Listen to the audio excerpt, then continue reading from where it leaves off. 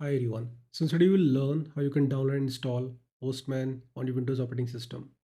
As you can see, currently I'm on Google's homepage. So simply type here Postman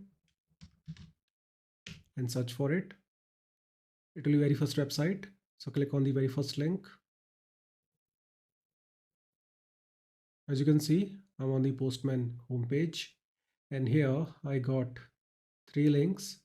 I'm on the Windows operating system, so I have to click on this link here. Then click here, download the file, save it. Now as you can see, download is done. Simply click here. After installation, you'll get this sort of interface. And here you can see I'm getting a button for the sign up. And also there's an option to use it without the account. So I'll simply click here to use it without an account.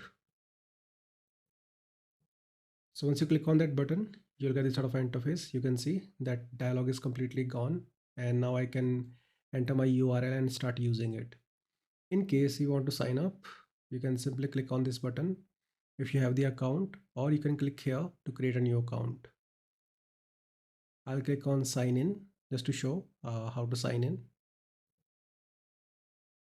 You'll get this sort of interface, and here you can enter your email and password and simply click on sign in button, or you can go with the Gmail login or GitHub login. I'll go with the Gmail. Here you need to enter your Gmail ID. I'll skip this part just to keep my email secret. I'm using a dummy email here. So once you sign in using the Gmail, here you need to click on this open Postman button.